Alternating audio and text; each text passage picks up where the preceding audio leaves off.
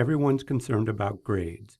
I'm sure you're all familiar with the 90 to 100% is an A, 80 to 90% is a B. Well, forget all about that. I don't grade this way because it isn't very effective. Have you ever seen The Biggest Loser? Well, I take my inspiration from Jillian. My job is to make you the best communicator possible. A lot of times this requires a little extra motivation. Now, I'm not going to get in your face, but my system is designed to push you towards your potential.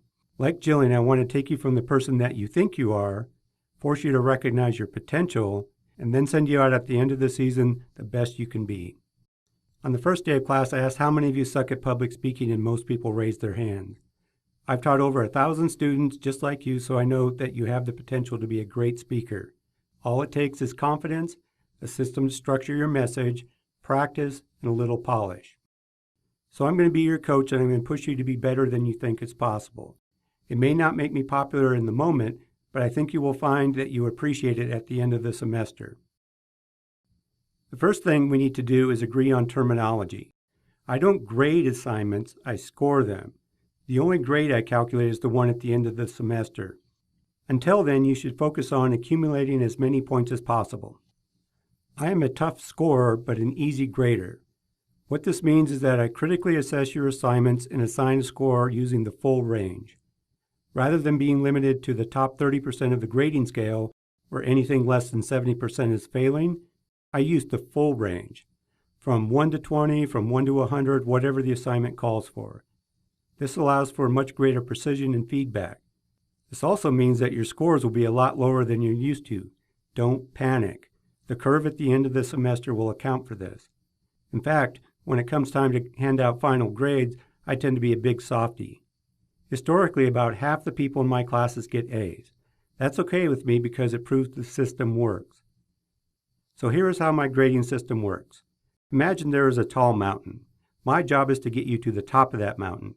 Those of you who have ever climbed mountains know that climbing a mountain like this is not easy. You have to develop skills and stamina if you are to have any chance of reaching the top. That is what this class is all about. I grade the first speech the same way I grade the last speech. Essentially, I've set the bar at the top of the mountain and am telling you to hit it. Are you going to make it to the top of the mountain the first time out? Of course not. Well, I'll be honest with you. The first speeches generally don't go very well. You're nervous, you're not sure what to expect, there's a lot going on, so you probably won't make it very far up the mountain. It is very common to score 20, 30, maybe 40 points out of 100. And this is when everybody panics. Oh my God, I'm failing the class, I'm failing the class. No, that's exactly what I expect you to do on the first speech. You have to trust me when I say that the curve at the end of the semester accounts for this. But a funny thing happens the second time around. You'll find that the second speech is much easier and you'll make it further up the mountain. And by the final speech, you're climbing the mountain like a pro. I think you'll surprise yourself at just how great of a speaker you've become. One of the key benefits of this method is that there are no moving targets that you're trying to hit. Let me give you an example. Let's say you're taking a typical public speaking class and you give your first speech. You had all of the typical troubles, but really it wasn't a bad speech for the first time out, so you get 85. And then you come back and you give your second speech, which is much better simply because you've been there, done that. And it was pretty good, so you get an 87. And then you come into my office whining, my second speech was so much better than my first speech, but I only got 2 more points. What's the deal? And then I have to explain that it's because I expected you to do much better on the second speech and thus grade it differently. It's too much, and it doesn't allow you to appreciate the improvements that you're making with each speech. So what I do is I grade the first speech the same way as I grade the last one. That way, each time you give a speech, you can see how much closer you're getting to the top of the mountain. Again, I only focus on the scores. I don't even try to calculate how many points are an A on each speech, how many points are a B. Every person is different. We all take different paths up the mountain. I know a lot of people stress about this, but try to focus simply on earning as many points as possible on each assignment. If you do the assignments and you put forth the effort, you'll find that the final grades take care of themselves. Honestly, if I were you, I wouldn't even start thinking about grades until after the second speech. The way this class is structured, whether you get an A or a B is determined by how well you do on the final 2 speeches, the outlines, and the final exam. At the end of the day, this is a 1,000 level freshman class. Am I going to grade you on whether or not you made it all the way up to the top of a 4,000 level mountain? Of course not.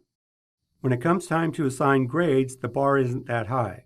But what I found is that if I set the bar at a freshman level, nobody bothers to even try to beat that. They'll just do the very minimum to get by and nobody learns anything. But if I set the bar high and I push you, you'll far exceed your own expectations. Keys to a good grade. Number 1 is attendance. This is a professional environment, not unlike a job, and I expect you to be here every day. But you're allowed 4 absences, no questions asked. We're all adults here, so you don't need to let me know why you weren't in class. Just know that you have 4 and budget them wisely. You don't want to waste them early in the semester simply because you don't feel like coming to class. Life happens, and you may wish you had them back when your car breaks down or you're called into work unexpectedly. There are only 4 types of excused absences. 1 is military duty, and you'll need a letter from your commanding officer. The second is jury duty, and you'll need something from the court showing you were there. Third is if you are hospitalized. Simply being sick is not an excused absence, so you will want to save some of your 4 days just in case. And the fourth is religious holidays, but you'll need to let me know what those are by the end of the second week of class. So you're allowed 4 absences. After the 4th, there are consequences. The first is that your grade becomes capped. If you have 5 absences, you cannot get any higher than a B in the class, regardless of how well you score on the assignments. If you have 7 absences, you cannot get any higher than a C, and so forth. The second consequence is that you lose 25 points for each absence after the 4th. So if you have 5 absences, you lose 25 points. If you have 6 absences, you lose 50.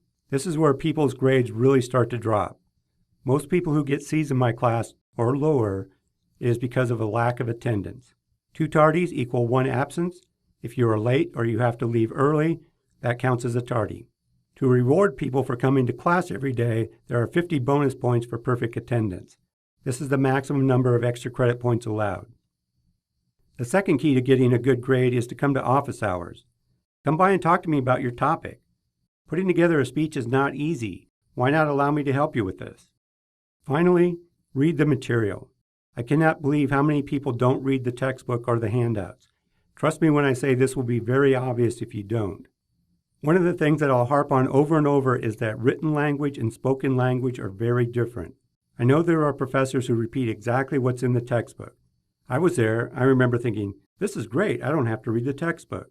But what we're learning from brain imaging studies is that the way you process information that you read is very different from the way that you process what you hear. Even though you may think what you're reading is boring, reading is a much more complex experience. Because of this, you are likely to retain much more information if you read it. So simply listening to a professor repeat what's in the textbook is not the same thing as reading the textbook. So even if you're in a class like that, you need to read the textbook. Fortunately, this isn't a class like that. Even if it was, we're not going to have time to cover everything that's in the textbook. We're only going to be hitting the highlights, but you're responsible for knowing everything that's in the material. As with everything, feel free to ask questions.